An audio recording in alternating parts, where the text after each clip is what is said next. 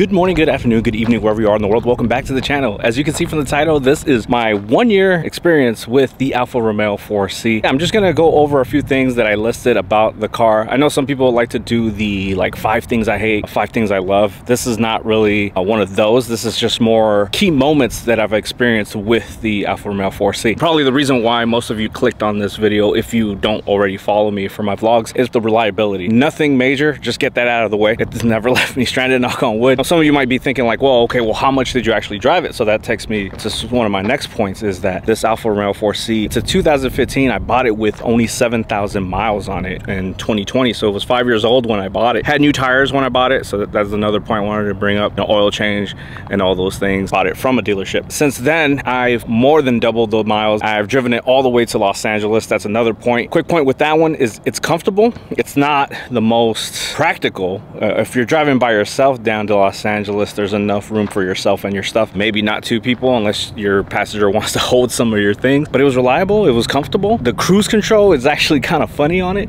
because it's not like your typical cruise control with a normal car where you gradually speed up when you hit like the buttons on the cruise control. On this one, it acts like a sports car. Like you go up on the cruise control, it just, it makes all the sounds and it speeds up like crazy. Very reliable, very comfortable. Again, I've driven it all the way to Los Angeles from the Bay Area. I should probably point that out. And again, since we're on the subject of maintenance, and it's probably why some of you that don't follow the channel decided to click on the video, what I've done as far as maintenance, I've done an oil change. I've done the bolt tightening. If you're not familiar with the car and you're just starting to look into the pros and cons of it, or just about the car in general before you decide to buy one, is that the carbon fiber chassis, the bolts on it get loose over some time. And I don't mean loose like they just start falling out, but yeah, it's nothing you could see inside here, but I'm just showing you the chassis again in case you haven't seen the inside, the tub of the Alfa Romeo 4C. You can see it down there as well, pretty much all the way up to the back and even through the trunk or the engine bay area. And those bolt tightenings, I had them done as well. Why is that? A maintenance you have to do every, I believe, 12,000 miles or X amount of years. I'm probably moving quickly, but those X amount of years don't matter as much as they do as the miles you put in. The miles is definitely the one where apparently or supposedly the technicians will feel a little bit of looseness with those bolts. Long story short, I'm not going to take the panels off in order to tighten those bolts. I'm going to let the professionals do that. And since they're going to do the oil and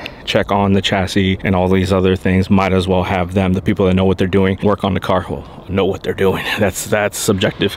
That's a whole nother story. I know some of you in the comments want to be like, well, maybe these guys don't know what they're doing. But anyways, yeah, that kind of answers that. So oil change, filter, all that, and the bolt tightening. That hit me up for like about $500 because I took it to a mom and pop local shop here in the Bay Area. If you're taking it to a dealer, that's going to hit you up for a little bit more, or maybe even a lot more. It all depends on who your dealer is, who you're dealing with, what their prices are. Because I've heard somewhere upwards of you're going to spend $2,000-3,000, basically thousands of dollars to get all that done. Still running the same tires as I did when I got them in 2020. That's one thing that people have recommended, is switch out to Michelin and get rid of the Pirellis. But I figured the tires are still good, so there's no need for that. The wheels are beautiful, so I'm not going to change those. Had it not come with these beautiful Alfa Romeo wheels, had it come with like the spokes or something like that, something else, I would have gone with HRE wheels that look very similar to these. Thank God it came with these, because that saved me upwards of $10,000. Again, not a video about what I love and hate about the car, but just a note. Something I noticed about the car is how good the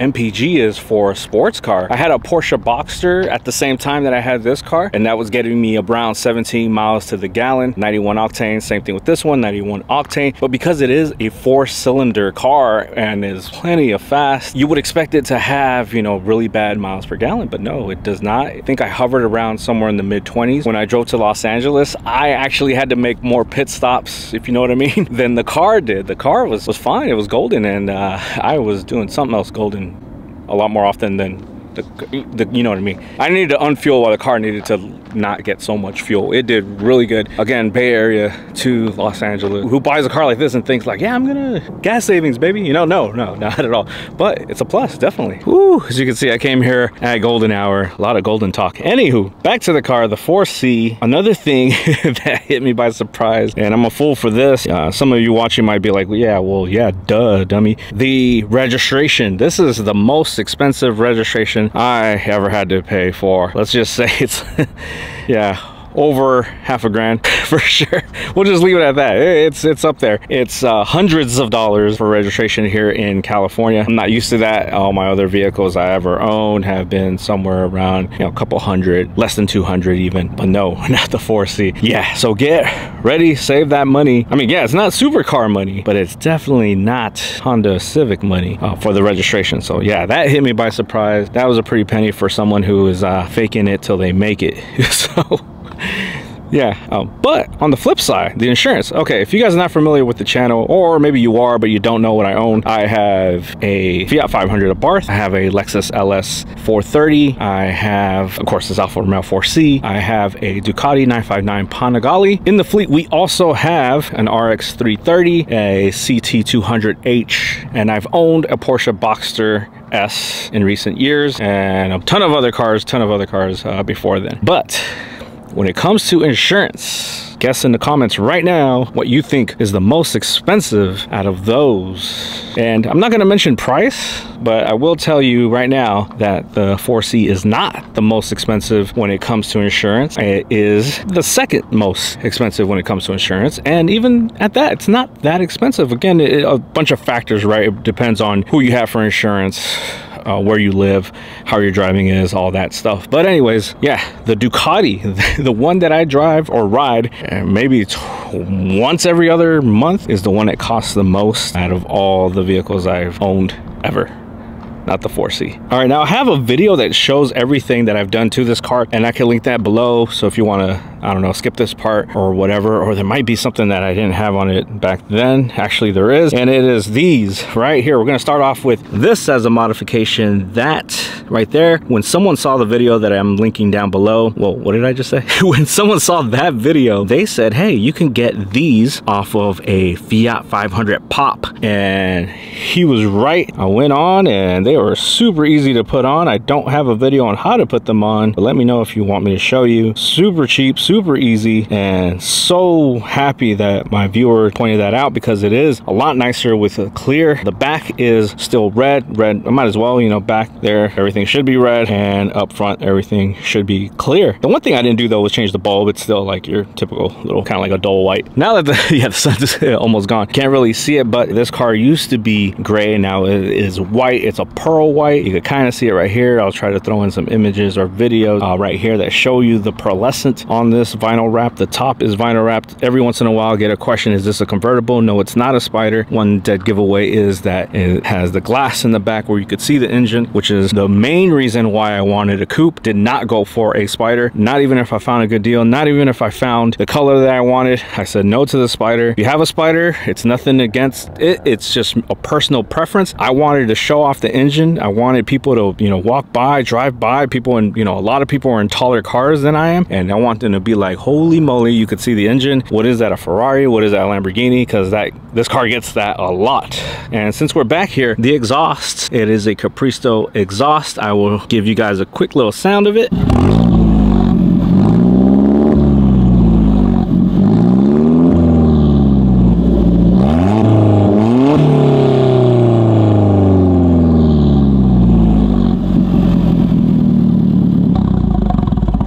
Shout out to TrackSpec, they installed it for me, and shout out to Capristo for making something kit that comes with everything. I'll link that video below as well. Also, while we're back here, carbon fiber throughout. I got the carbon fiber wing, carbon fiber, don't know what you call that, maybe a B pillar, carbon fiber door handles, don't know what you call that, and there's an A pillar as well. The mirror cap already came carbon fiber. A lot of people call that carbon fiber, but I don't think that is. That's stock, and I didn't do that. This thing that I always forget what it's called, someone's gonna tell me what it's called in the comments, and that's carbon fiber. The insert, carbon fiber. I'm just gonna, you just take a shot every time I say carbon fiber. The splitter, I went with splitter instead of full lip. What I was thinking, instead of doing full, notice how the splitter just, you know, that's what it is, just split, right?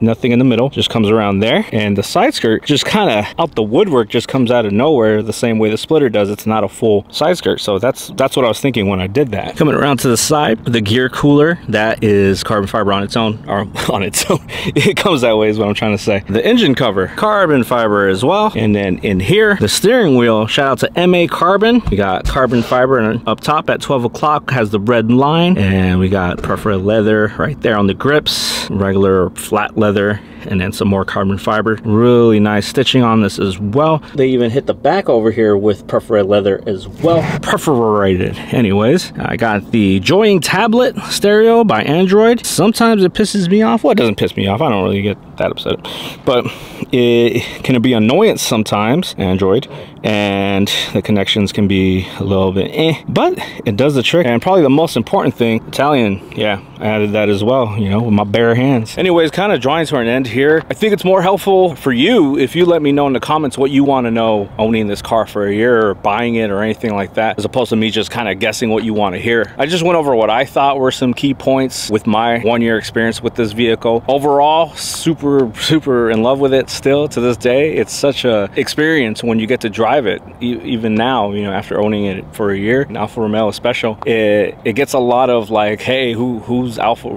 Romeo? What's Alfa Romeo? You know, who makes that? And it also gets from the purists, or not just purists, but the car enthusiasts, like, wow, Alfa Romeo, I remember when I owned one, or I owned 2 of those back in the 60s, you know. And I love both experiences of getting that. What the heck is that? It's nice, and oh my god, that's nice. I used to have one. Hit me up in the comments if there's something I left out. Well, I left out a lot, but if there's something you want to know that hopefully I can answer, or maybe other people can answer within the comments, the community can help out. Yeah, again, overall, love it. Gonna keep it, definitely.